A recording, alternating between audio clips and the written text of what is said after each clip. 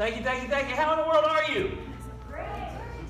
Oh, that was awful. I'm going to talk with y'all. How are y'all? Great. Good. See, they're good. I don't know about the rest of you. Man, I'm so glad you're here today. We are in week number 2 of I Want to Believe But. This series is about why so many people in America and around the world are drifting away from believing in a God. They just don't believe it anymore like they used to. The numbers have gone down substantially. And last week we began by looking at the fact that one of the reasons why we don't believe in God anymore is because we've defined who God is.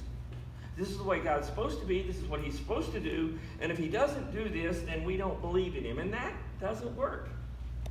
You can't define someone based upon what you want them to be. We try to do it in relationships all the time, but it doesn't work. You have to accept who they are. And God's incredible. God is unbelievable, but we don't understand who he is. If we understand who he is, we're not going to not believe in him. This week, probably the number one thing that drives people away from believing in God. If you're someone who has trouble believing in God, this could be the reason why. And it has to do with all the rules. With all the rules. My wife, Carla, is a decorator. She works out at Kimbrough's and she decorates people's houses, and it's an amazing thing. But people don't really understand what decorating is. I think she would kind of define it this way. It is creating a space that you love. Most people would think of decorating as, okay, here are the rules that you follow. Do this, this, this, and this. Match these things and everything will be fine. But that's not what Carla does. She teaches people how to create a space that they're comfortable in, that they love to come home to. If you've ever been to our house, and some of you have, you've probably felt it. I don't know how to explain it, but when you walk into our house, it just feels good. It feels like the place you should be. You just want to stay there because that's what she's created. She has clients from time to time who will come in and she will try to help them create this space. But I think they don't understand what decorating really is. I think what they think decorating is picking out X number of things, putting them in X way you set it up, and everything will be fine. There are rules for all of this. You have to match this, you have to match that, you have to match the woods to this woods to that woods. If you come into our house, you're going to see that we don't have everything matching at all. There are lots of different things in there. But it's not bungling, it's not uncomfortable. It's exactly what we love when we come home. There are no rules for decorating. There just aren't.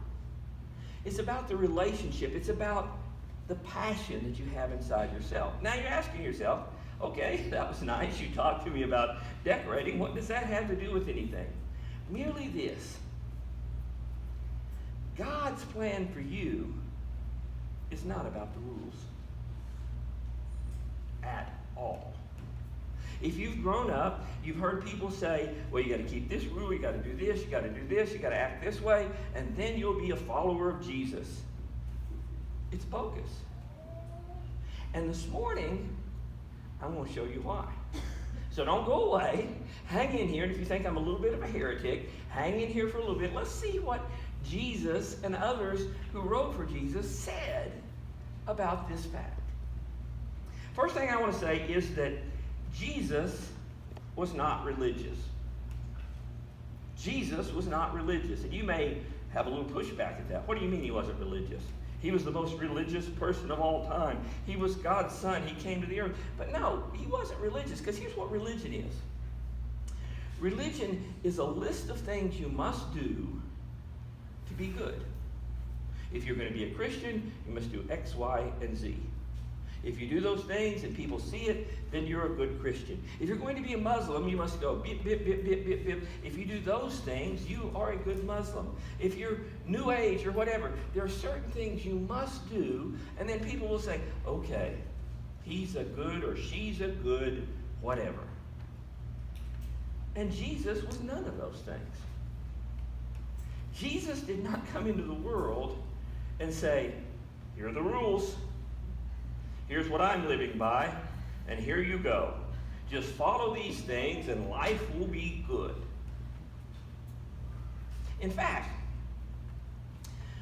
there were some people called the Pharisees. Pharisees were the teachers of the law. They were the creators of the law. And they created a bunch of laws. Their laws were meant to show you how to be a God follower. They had over 600 laws that they gave you. One day, they came up to Jesus because they didn't like Jesus, because Jesus was not religious. And they said, why don't your followers follow the law? Why aren't they washing their hands before they eat their food like they're supposed to? Now, so that you'll understand, this was a ritual that had to be done. One of the rules, one of the laws that the Pharisees had given was said, if you're going to honor God, before you eat any time, you have to take some water and pour it out just so, and do your hands that way, and then you will be honoring God with your eating. Now, Jesus could have said, oh, I'm sorry. I didn't know they were. I'll talk with them. We'll get right on that. But he didn't. He came back at him and he said, you hypocrites? What? These are fighting words now. You hypocrite? You make all these laws, but you don't even keep them yourselves. Jesus was not about keeping the rules. If you've grown up, had a great aunt, a great uncle, somebody who said, here's how you become a great human being. Keep X, Y, and Z. They were wrong. Now that may be a little offensive, but hang in here because I got some things to show you. Matthew 23. Jesus said this, what sorrow awaits you teachers of religious law and you Pharisees, you lawgivers, hypocrites, for you're so careful to clean the outside of the cup and the dish, but inside you are filthy, full of greed and self-indulgence. You blind Pharisee, first wash the inside of the cup and the dish, and then the outside will become clean too. See, here was the thing, and let me try to explain it to you a little bit. Jesus was not religious because religion is all about the outside. It's about how you appear, not about who you are, but about how you appear. Jesus came into the world, and he said, they said, well, what about the old covenant? He said, I have not come to destroy the old covenant. I came to fulfill it. I came to show you what it was to do, and we'll talk about that in a minute. But here's the new covenant. Love God and love people.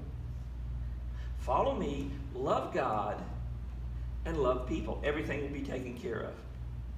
And they didn't understand that at all. They were worried about the outside. Now, I grew up in church. I grew up a good Christian boy because I had a list of rules to keep. Don't drink, smoke, or chew. Don't go with the girls who do. Some of those I did, some of those I didn't. But these were the rules, and if I did them, I would be a good person. See, the problem is we change what Jesus said to what we want. There have got to be rules to keep. There's got to be a list of things that I must do. And then people will see it. And have you ever known someone who was just a little holy? I mean, they were just upright. And they never did the wrong things in public. They always appeared just so. And in fact, you were kind of afraid to be with them. Because when you're with them, you're thinking, oh gosh, I may slip and say something. I may slip and do something. And if you do, they will look at you and go. I mean, do you know somebody like that? I've known people like that. They try to push themselves out there as, man, I'm holy. I am a God follower. I do these things. Let me ask you another question. Have you ever met anybody who's not holy, who doesn't act that way, but still claims to follow Jesus. They may still have the smell of hell on them. You know what I mean? They may cuss once in a while. They may do things that are not on the list. But there's something about their heart that is good, and they care about people. They love God, and they love people, and they may do some things that are wrong from time to time, but you just like being around them because there's something attractive. See, here's the thing. Jesus walked the earth, and the people who followed Jesus were not church-going people. They were the sinners, the alcoholics, the prostitutes, the tax collectors, the gay people, all of these people that we would consider sinners. And yet Jesus invited them. And he talked with them. And why did they come to him? Because he shared with them the good news that didn't have to do with keeping the law. You're not a horrible person because you haven't kept the law. It's all about following me, loving God, and loving people. People wanted to be around Jesus. But take it today. Do people want to be around Christian folk? Not so much. We are repulsive to them because we act like we're doing well. We've got it all together. I mean, preachers are the worst. And I am a preacher. Preachers are the worst. I can honestly tell you that preachers tell the best dirty jokes you've ever heard. They do. They have all these things that they talk about with one another. And yet, we still appear and present ourselves as we're the preacher. Everything's okay. We don't sin. But we do. Because see, every single person sins. Every single person falls short of what God intends. But we have learned, and Christians learned, I will keep my public face to where nobody knows. I'm always going to do the right thing in public. But when I'm by myself or when I'm alone, things happen. I'm going to tell you this. This is not biblical. This is just my opinion. And so separate this from the Bible right now. But if I meet a person who acts so holy, I immediately suspect there's something very wrong. Immediately. And I've been proven right so many times. Just like preachers who are caught in pornography, preachers who are caught with prostitutes, preachers who are caught doing everything that they're preaching against, and they do it. Because see, if we try to act like we're perfect, we're hiding something. Because there's things that you all got, there's things that I've got that I don't want anybody to know. And we just hide it. And when we do that, that pushes people away because they come in and say, well, I'd like to know God, I'd like to follow God, but here's the rules, keep the rules. And they can't do it. And we shove them away because we act like we are. And we aren't. We're just like the Pharisees. We're just like those who made the law. Jesus was not religious. Jesus had a relationship with God. And he said, if you'll follow me, I'll teach you how to love God and how to love each other.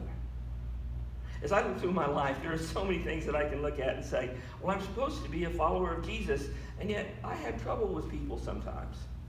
People get on my nerves. They get on yours? There's so many stupid people in the world, they just get on your nerves. And yet Jesus said, I'm supposed to love people. I don't keep the rules. But Jesus said, follow me, and I'll teach you how. Step by step, day by day, I will show you how to deal with these things. So Jesus wasn't religious. But there is really good news.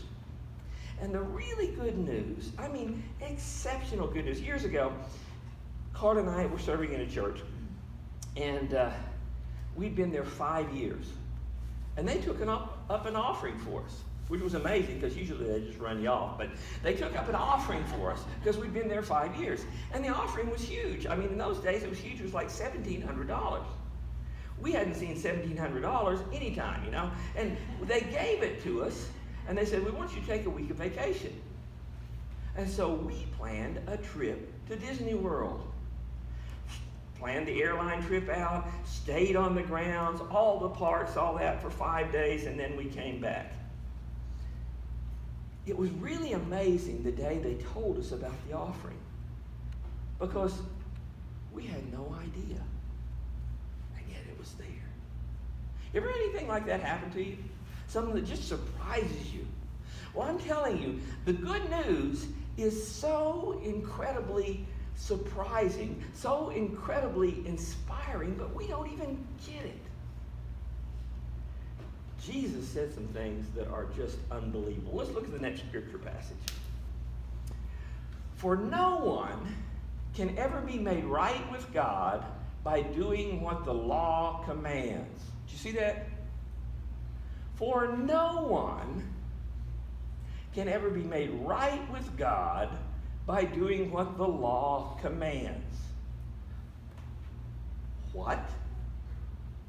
Wait a minute, that's what I do. I follow the law. If I do these things, I'm right. I'm a Christian. The rest of you got some problems, but I'm going in the right direction. And yet the Bible, God's Word, what He told us is, can't happen. Not a single one of you can keep the law. Not a single one of you, by keeping the law, is going to please me.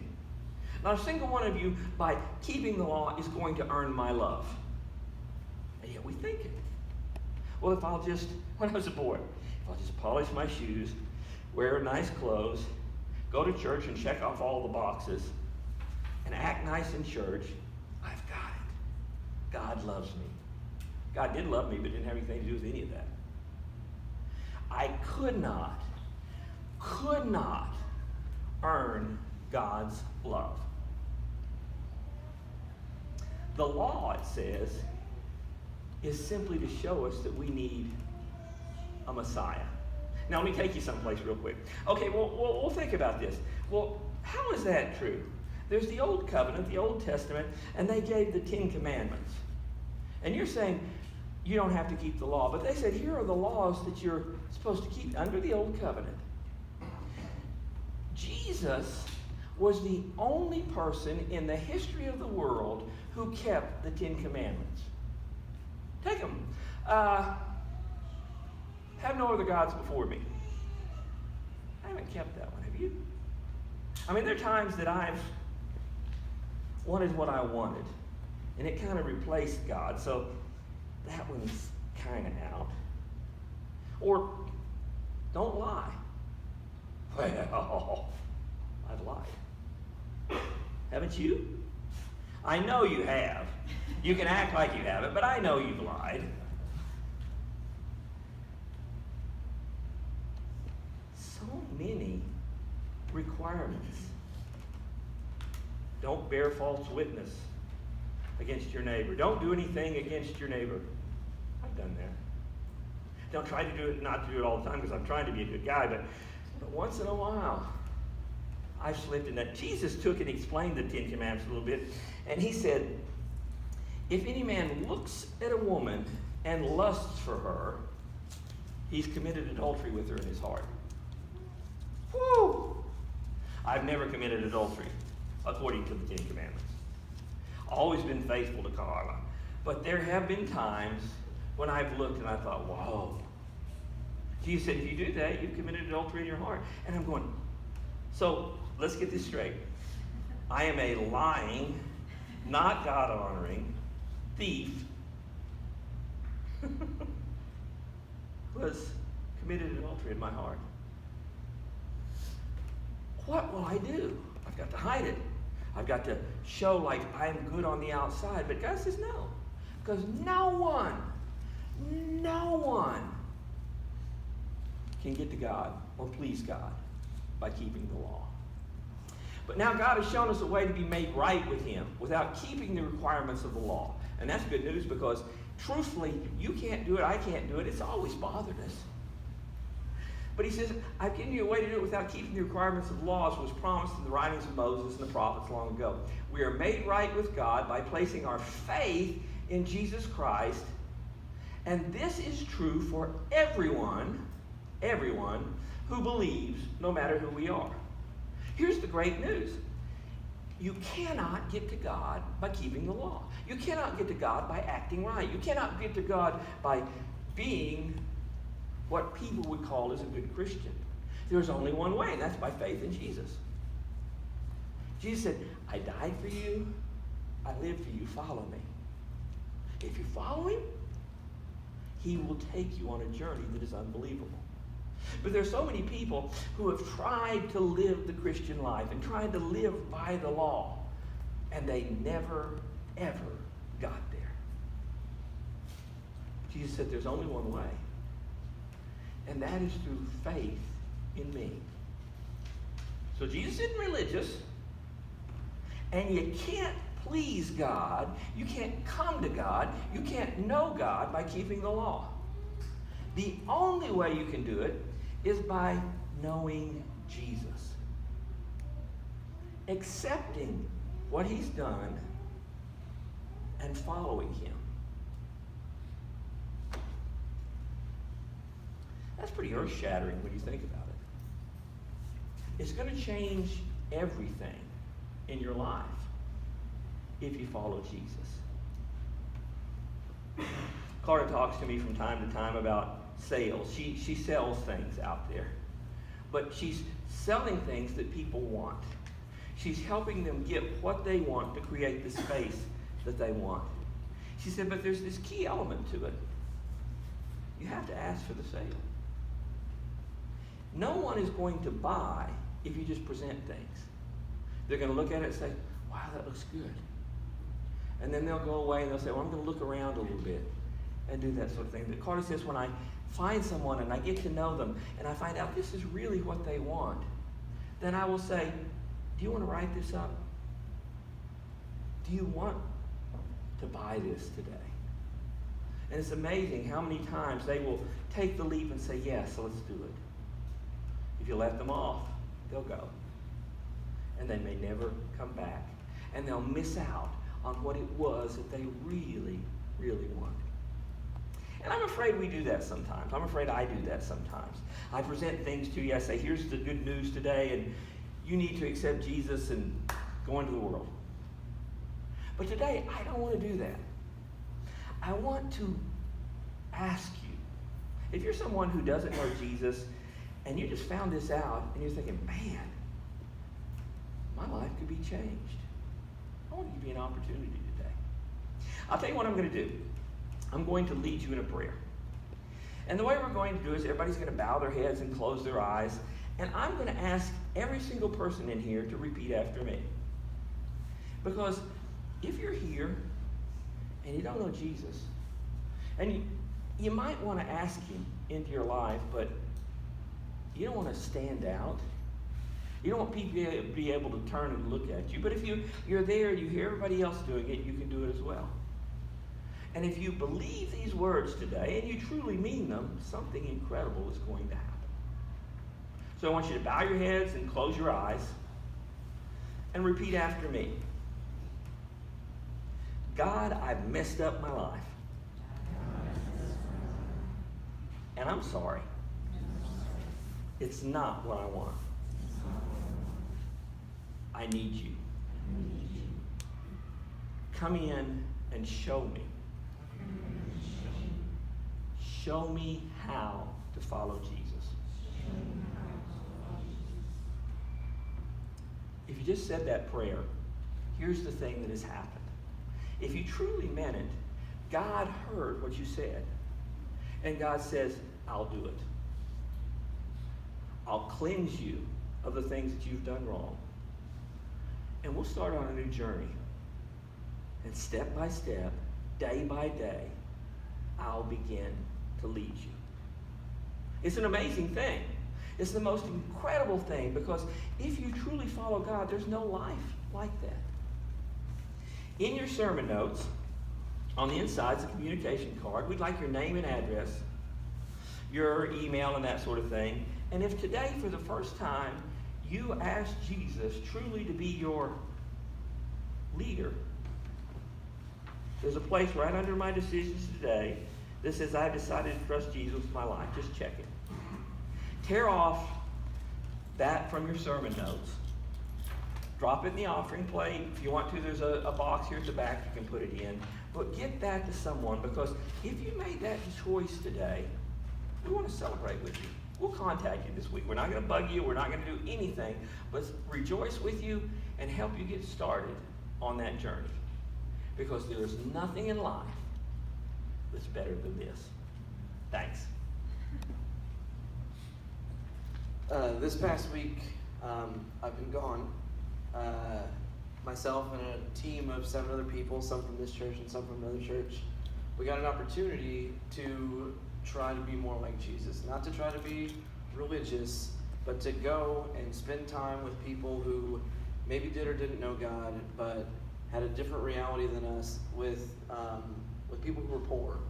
I mean, poor in ways that we in America mostly can't imagine. People who were downtrodden, the sinners, the same type of people that Jesus spent time with. We got to do that. And I'm talking about this because, one, it was an amazing experience, and we're going to share more about it next week. But two, I wanted to, before we did the offering, thank those of you who supported us throughout that time. Many of you gave financially through fundraisers. Many of you prayed for us before and during that trip. And we want you to know that you were part of sending us to go and to be like Jesus. Not to bring religion to Jamaica where we went, but to bring our hearts with us and to say, we want you to know that God loves you. That was what we did all week, and we did that because of you guys and because of the things we do here that have taught us those values. See, in community, we believe in reaching out to people in need and being what God has asked us to be, not in telling other people what they need to be, but in being Jesus' love for them, in being that example that says, we love you, we care for you, we want good things for you. And so you guys have been a part of that, whether you realize it or not. And we are incredibly thankful for the opportunity. And we're very excited about sharing more about that next week.